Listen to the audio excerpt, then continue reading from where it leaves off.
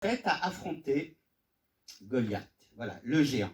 Alors, ce géant, entre guillemets, de pierre, qui s'apprête à affronter un autre géant, d'une telle beauté, d'une telle splendeur, tout le monde est complètement en admiration devant cette sculpture, hein, qui encore une fois pèse 5 tonnes et demie, donc on va la mettre sur des rondins. Il y a 40 hommes qui vont mettre 4 jours pour la transporter du hangar jusqu'à l'endroit où elle va être présentée, hein, et puis après elle sera posée devant le palais de la seigneurie, là où est toujours actuellement la maquette.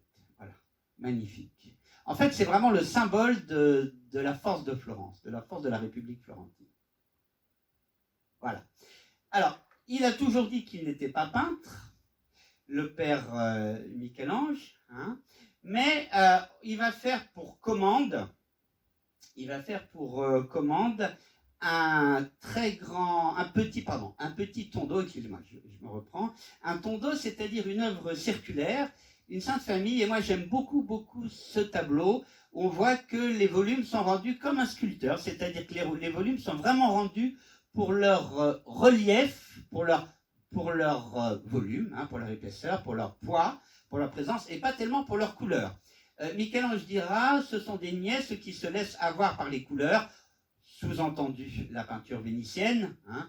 La seule chose qui compte vraiment, c'est le dessin, parce que le dessin, encore une fois, c'est l'idée. Et le mot concetto en italien signifie à la fois concept et graphisme, un peu comme chez nous, l'ancien sens du mot dessin. Vous savez, à Val-de-Noir, dessin, E-I-N. Bon, la Sainte Famille, donc nous avons Joseph en haut d'une composition pyramidale comme ça, Joseph qui a un petit peu une tête de Platon ou d'Aristote, c'est fait exprès, c'était déjà le cas du Joseph dans l'adoration des mages du père Botticelli. Hein. Et on a ici, très bizarrement, donc voilà, Joseph, excusez-moi, la Vierge donc, qui passe l'enfant par-dessus son épaule, qui est une variation sur un geste qu'on va trouver chez Léonard, avec Sainte-Anne, qu'on va trouver aussi chez Raphaël, on verra la prochaine fois. Hein. Et puis on a derrière des bains, dans lesquels on a le petit Jean-Baptiste, là, avec sa peau de bête, et des nus qui s'appellent des ignudi, et on va retrouver ces nus dans la peinture de Michel-Ange. Et là, tout de suite, c'est très étonnant, parce qu'en général, dans les saintes familles de l'époque, l'Antiquité est montrée comme une époque barbare. Et là, c'est tout le contraire. On a une Antiquité sereine, classique, avec des grands hommes qui sortent de l'eau, qui se sèchent au soleil, hein, avec des corps athlétiques. Et donc ça, c'est tout à fait étrange et tout à fait beau. Et ça montre bien cet esprit platonicien, hein, avec une belle composition triangulaire, en fait, qui forme un double triangle. Donc on est vraiment dans des motifs platoniciens. On a un triangle comme ça, et on a un autre triangle avec les trois têtes, signe d'incarnation, la pointe en bas. On a deux triangles entrecroisés. Voilà. Donc vous voyez qu'il y a toute une signification symbolique magnifique, ne serait-ce que dans la géométrie et dans les formes. On est très loin, évidemment, des interdits de Savonarole. On est complètement dans une république florentine qui réinvestit la culture néoplatonicienne. Bon. Très beau dessin de Michel-Ange, la chute de Phaéton. Dessin signé qu'il a offert à Tommaso, qui va être son amant pendant la dernière partie de sa vie. Et Michel-Ange, donc, est quelqu'un qui, en général, se débarrasse de ses dessins, qui les brûle, qui les détruit, parce qu'il aspire à la perfection. Hein, donc, il ne veut pas être encombré par des dessins. Il ne veut pas qu'on ne voit autre chose que la sculpture, ou la peinture, comme on le verra, de terminer. Mais c'est bien dommage, parce que les dessins de Michel-Ange, les peu qui nous sont arrivés, sont évidemment totalement magnifiques et totalement splendides. On a ici la chute de Phaéton, le fils d'Apollon, qui a piqué le char du soleil de son père, mais comme il ne sait pas conduire, paf, il a un accident, et on a les naïades en dessous qui sont toutes perturbées parce que le char va leur tomber sur la figure. Bon, on a en haut Jupiter qui foudroie de son éclair. Bon. Deux mots sur la philosophie néoplatonicienne par rapport à cette image, pour bien comprendre toute l'œuvre de Michel-Ange et d'autres. La philosophie néoplatonicienne, comme son nom l'indique, c'est un revival du platonisme qui, par certains égards, je trouve d'ailleurs, est même plus intéressant et plus riche que le platonisme. Ce sont des philosophes comme Plotin, comme Porphyre, comme Proclus, et puis des pères de l'Église qui ont été marqués par le néoplatonisme, comme saint Augustin ou bien plus tard saint Thomas d'Aquin. Bon. Le néoplatonisme prône que tout sur la terre est une matière qui contient une forme qui est le reflet des idées divines. Voilà. Donc les idées divines étant absolues, elles sont au-delà de toutes ces doctrines, de toutes ces morales, de toutes ces religions. Là, c'est quelque chose de magnifique. Donc tous les mythes, toutes les religions, toutes les légendes, tous les etc., tous les concepts vont vers le même but de lumière, ce qui est splendide. Mais, malheureusement, nous avons chuté. Alors, il ne s'agit pas du tout d'une chute morale comme chez les chrétiens, mais il s'agit plutôt d'un état fondamental de notre être. Nous sommes dans la matière. Ça n'a rien de moral, c'est comme ça, c'est tout. On est dans la matière et la matière est ténèbres. La matière est ténèbres et donc nous devons sortir de notre prison qu'est notre corps avec nos passions, nos pulsions, bref, tout ce qui nous aveugle et nous perd pour retrouver la lumière originelle. Voilà le néoplatonisme. C'est important aussi de savoir que dans le néoplatonisme, la sexualité fait partie des formes imparfaites, c'est-à-dire que l'idée parfaite est androgyne. Et ça permet de comprendre le fait que autant d'artistes florentins aient assumé leur homosexualité très joyeusement et très virilement, que ça soit Botticelli, que ça soit Léonard, que ça soit le Sodoma, que ça soit Michel-Ange, parce que être homosexuel à l'époque, c'était également quelque chose qui faisait référence à la culture antique. Voilà, on verra ça aussi avec Raphaël. Bon, alors il va maintenant se passer quelque chose de très très drôle, c'est-à-dire un véritable duel, hein, je crois qu'en italien on dit polo ou puolo, c'est-à-dire un duel entre les deux plus grands artistes du moment, c'est-à-dire entre Léonard et Michel-Ange. La seigneurie, le conseil, a décidé de faire un palio, voilà, une compétition, de faire une grande fresque, hein, et donc de faire une scène de bataille sur les victoires de Florence. Bon. Donc il y a une bataille qui s'appelait la bataille d'Angari, où Florence a été sauvée d'une de ses villes ennemies, Pise ou Naples ou Milan, que sais-je. C'est toujours les mêmes de toute façon, ou Venise, avec une charge de cavalerie. Et donc Léonard va être chargé, hein, il va être élu pour faire ça, et Léonard il va demander 10 000 florins, alors que le David n'avait coûté que 400 florins. Vous imaginez, donc il ne se prend pas vraiment pour rien. Bon. Et donc il va commencer à faire pendant un an un magnifique carton qui a disparu, mais dont voici une copie au second degré par Rubens, tant qu'à faire autant voir de belles choses, hein, sur cette bataille d'Angari. Alors c'est une bataille avec des chevaux. Léonard, il adore les chevaux, donc il fait quelque chose avec des tumultes, etc., tout à fait pour montrer son savoir-faire de peintre formidable, etc. Bon. Et il y bosse pendant un an.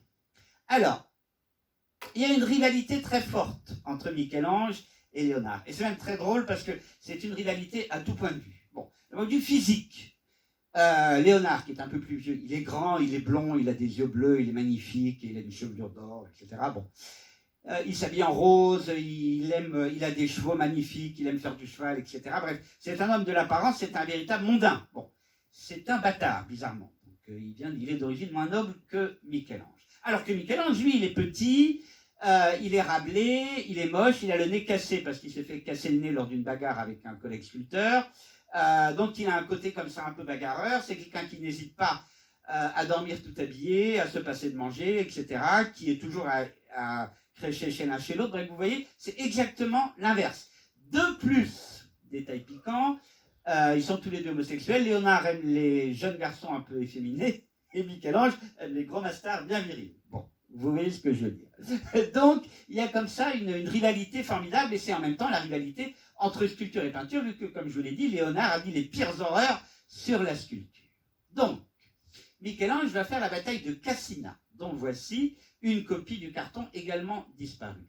Et la bataille de Cassina, c'est une bataille donc où les Florentins vont, en sortant du bain, donc ils sont nus, encore une occasion magnifique de montrer l'idéal parfait du corps nu, hein. Donc les Florentins vont s'habiller à toute vitesse, vont mettre une pâtée à leurs ennemis et vont gagner la bataille. Voilà.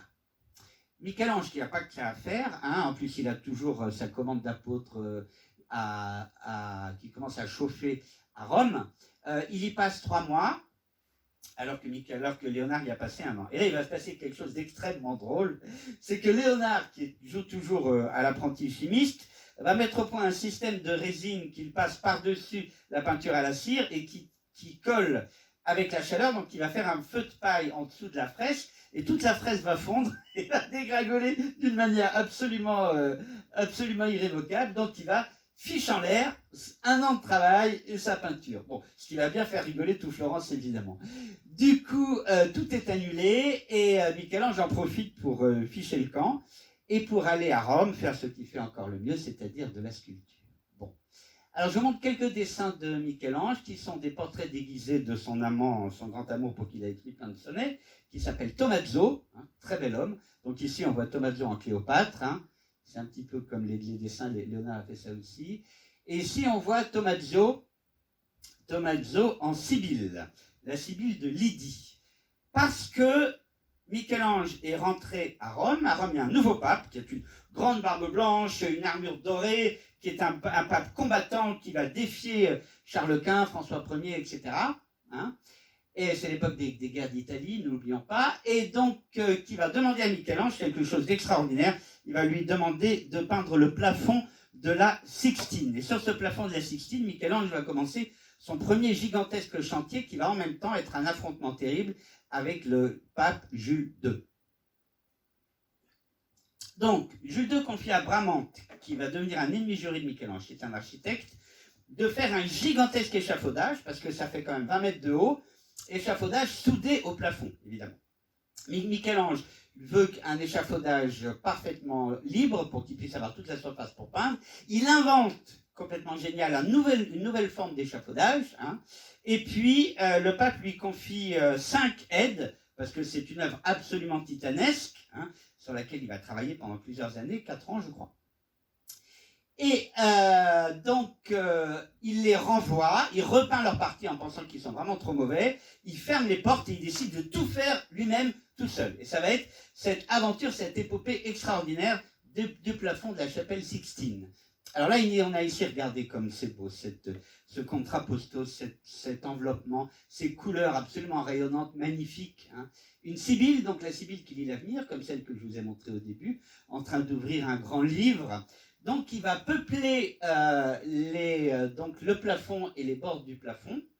2 personnages bibliques, certes bien connus, mais également 2 Sibylles et d'Ignudi, c'est-à-dire de Vinerès. Donc, on est là tout à fait dans cette synthèse platonicienne magnifique. Bon, alors on va regarder un petit peu, les plus connus évidemment, Dieu créant le monde. Ça va aller de Dieu séparant la lumière des ténèbres jusqu'à l'ivresse de Noé, l'année du Beaujolais, vous savez, l'invention du vin rouge. Non, je plaisante. L'invention de l'ivresse de Noé au-dessus. Voilà. On va regarder un petit peu des plus connus. Et chacun de ces tableaux va être une véritable merveille. En même temps, ça va donner lieu à un des affrontements les plus terribles et les plus drôles et tragicomiques, on va dire, de l'histoire de l'art. Parce que le pape Jules II, qui, comme vous avez compris, est quelqu'un qui a un caractère très très fort, très très puissant, c'est les 2 géants, il arrive et puis il dit à Michel-Ange, il lui dit « Alors, quand finiras-tu ? Quand finiras-tu » Et Michel-Ange dit toujours « Quand je pourrai, quand je pourrai ». Ça va aller à tel point que le pape va se mettre à insulter Michel-Ange, il va même en venir aux mains, il va lui donner des coups de canne, il va menacer de le jeter du haut de l'échafaudage. Donc, vous imaginez cette rivalité extraordinaire. Et en même temps, évidemment, il y a une admiration réciproque très très forte entre le pape et Michel-Ange. Et ça va se terminer qu'à la fin de l'histoire, après l'histoire des coups de canne, Michel-Ange va se barrer en Italie, retourner à Florence. Et les Florentins vont lui dire « Écoute, Michel-Ange, je viens de recevoir une lettre du pape qui envoie ses troupes, on va quand même pas avoir une guerre pour un plafond peint. Donc tu vas retourner à Rome. » Bon, et il retourne à Rome. Voilà. Magnifique Ignudi, donc qui ressemble aussi furieusement au fameux Tommaso. Alors, vous pouvez remarquer que mettre des hommes nus antiques dans un endroit, c'est vraiment une déclaration pour le néoplatonisme et pour un nouvel humanisme et un nouvel art à la fois chrétien et païen. Il y a quelque chose là-dedans de tout à fait surprenant. En plus, Michel-Ange trouve l'homme beau, y compris dans son aspect le plus sexuel. Et bien évidemment, quand va arriver la fin et l'inauguration, on va lui reprocher, notamment Bramante et ses ennemis vont lui reprocher, bien sûr, d'avoir fait ça. Bon, Dieu créant, d'avoir mis tellement de nus, vous voyez, regardez cette magnifique paire de fesses à gauche, on est quand même dans un sacré, c'est vrai que c'est très très étonnant. Mais bon, c'est ça l'idéal platonicien, c'est magnifique. Donc on a Dieu créant les luminaires, la lune et le soleil. Cela est un peu moins connu, je suis content de vous le montrer. Voilà, les très célèbres péchés d'Adam et Ève. Donc comme je vous disais, dans la conception platonicienne, on n'est pas vraiment dans un péché au sens moral, on est plus dans une histoire de la libération de l'homme. En fait, toute cette histoire est faite pour que l'homme finisse par devenir un ange et par se libérer de son péché, c'est-à-dire de ses imperfections matérielles, charnelles. Hein. Michel-Ange n'aurait pas passé 4 ans à faire cette peinture s'il n'avait pas pu s'y mettre complètement, et y mettre complètement ce que lui pensait, sa conception du destin humain. Alors, regardez comme ils sont beaux, hein, comme ils sont beaux, comme elles sont belles. Alors, ce qu'on remarque dans Michel-Ange, c'est qu'encore une fois, l'androgynie, le corps féminin n'intéresse pas Michel-Ange, il a déjà dit, il le dit et répète plusieurs fois. Donc, les femmes chez Michel-Ange apparaissent très souvent comme des hommes auxquels il a rajouté des seins et arrondi un petit peu les fesses. Voilà. Le déluge, qui est, je trouve, vraiment la plus belle de ces scènes et qui est celle qu'il a peint en premier. Hein. Donc voilà, une scène tout à fait terrible. On a un fils mort porté par son père, donc on est vraiment dans l'inversion des cycles naturels. Hein.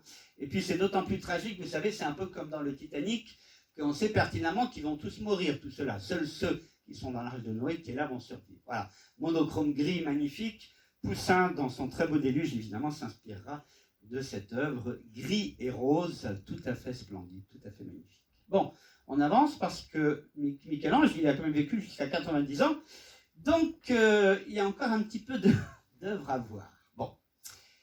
Donc, à Rome, Michel-Ange peint mais sculpte en même temps, hein, parce qu'il faut toujours qu'il sculpte, et donc il fait Moïse, qui au début est censé être la première des statues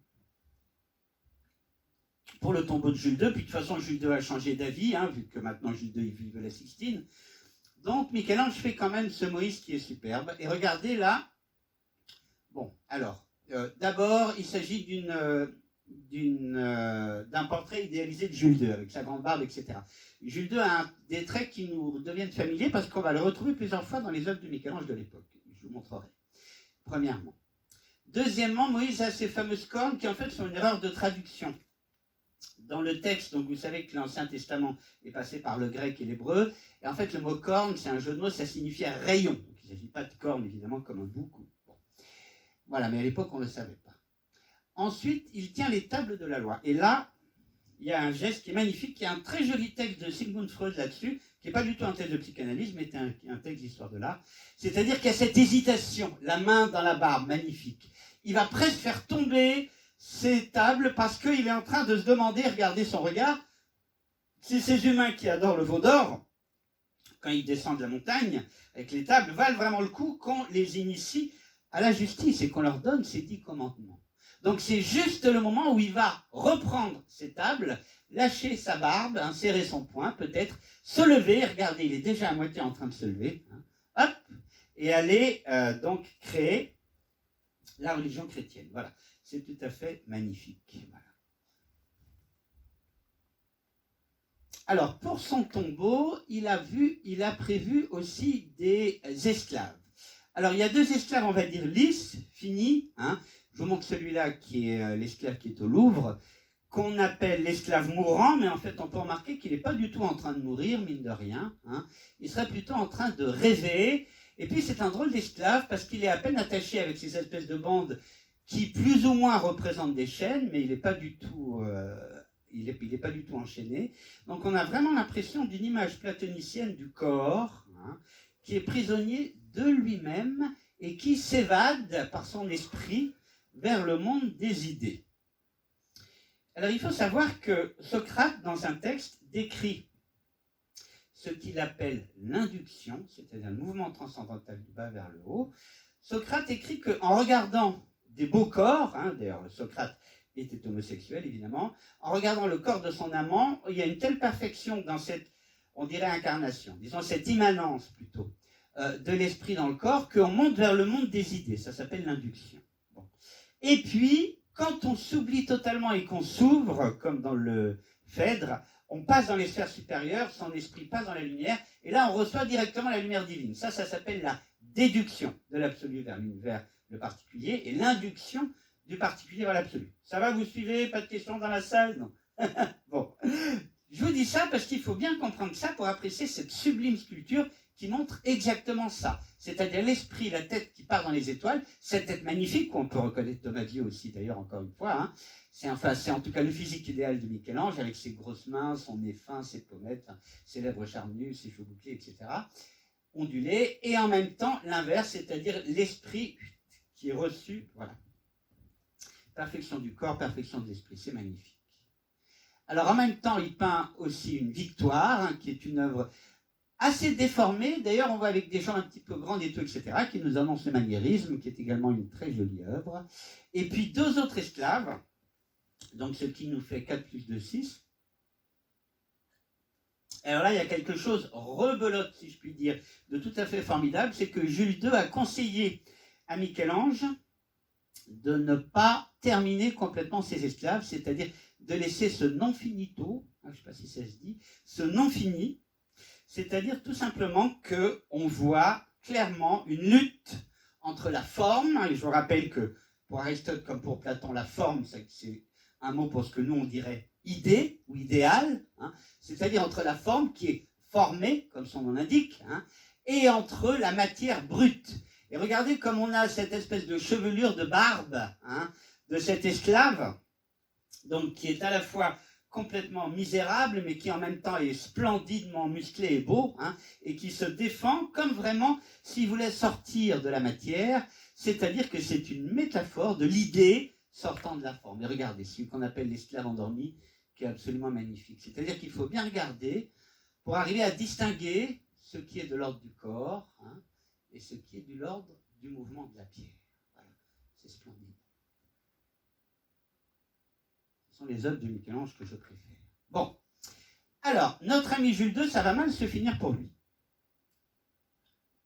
Comme Savonarole l'avait prédit, les Français, alors il y a Charles VIII, il y aura François Ier, vont envahir l'Italie, ce sont les fameuses guerres d'Italie, hein. La France revendique Naples, revendique la Sicile aussi, je crois, Milan.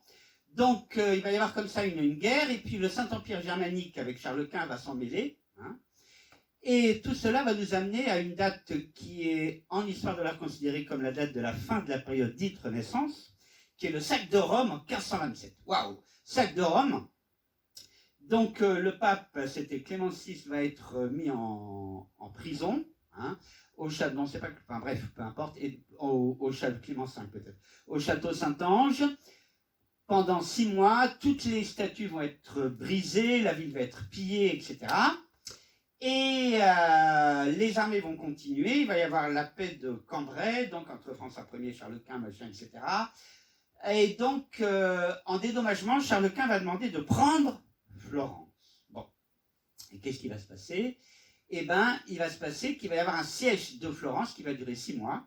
Et pendant cette période, Michel-Ange est à Florence. Il va y avoir une république populaire, comme on dit aujourd'hui. Non, pardon, c'est une tyrannie. Il va y avoir la fin de la tyrannie de Florence. Et puis finalement, Florence va être prise. Le tyran va partir en douce. Et les Florentins vont renverser la situation en créant une république florentine qui, cette fois-ci, va être république où le peuple aura plus de pouvoir, plus de lois. Voilà.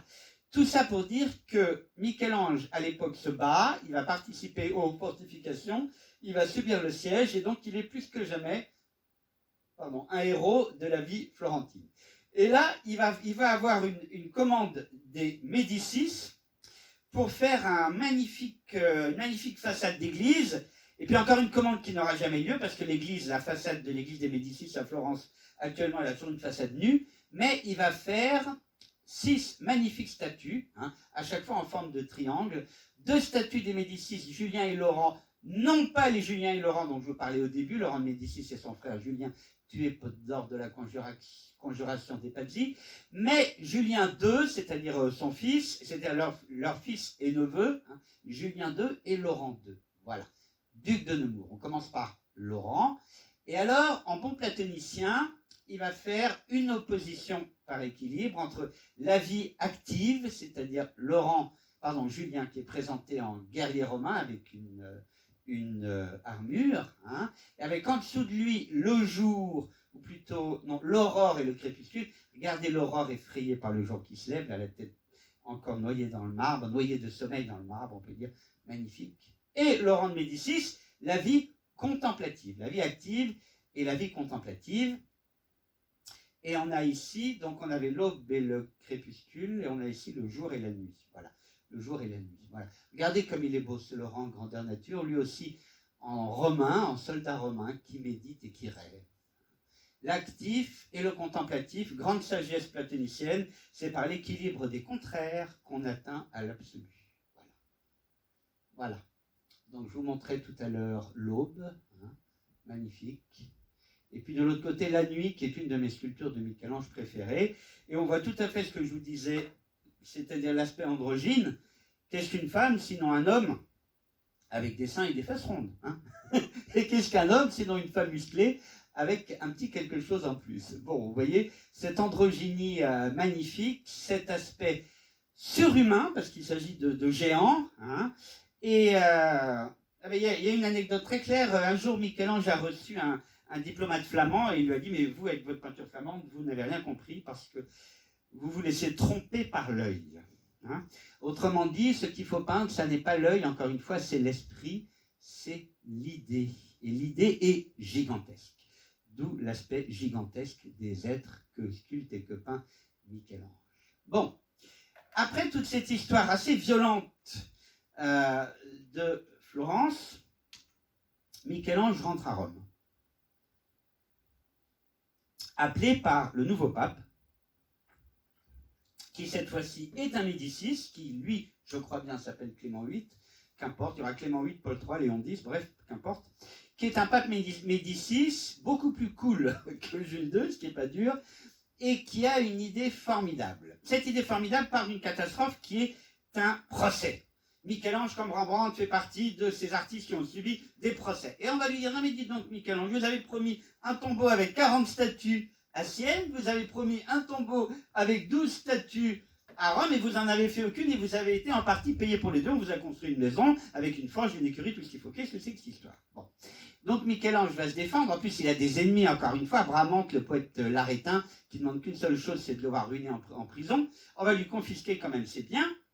Et le pape va lui dire, écoute Michel-Ange, on va oublier toutes ces histoires de tombeaux, hein, on n'a qu'une vie. Par contre, je te demande quelque chose, tu vas faire un jugement dernier sur le mur du fond, le mur au-dessus de l'autel, de la chapelle Sixtine. Et ça va être le second grand chantier de peinture de Michel-Ange, qui décidément n'aimait pas la peinture, mais qui va en faire beaucoup. Hein. Et donc, ça va lui prendre à nouveau, je crois, 4 ans. Michel-Ange, donc, il va vivre jusqu'à 89 ans. Hein. C'est-à-dire qu'à 50 ans, il n'était encore quasiment qu'à la moitié de sa vie. Vous voyez, ce qui pour un artiste de l'époque est quelque chose d'incroyable. C'est ce qui fait qu'il a fait tellement d'œuvres, et c'est ce qui fait que cette conférence va durer un peu plus d'1h15. Donc, le jugement dernier. Bon.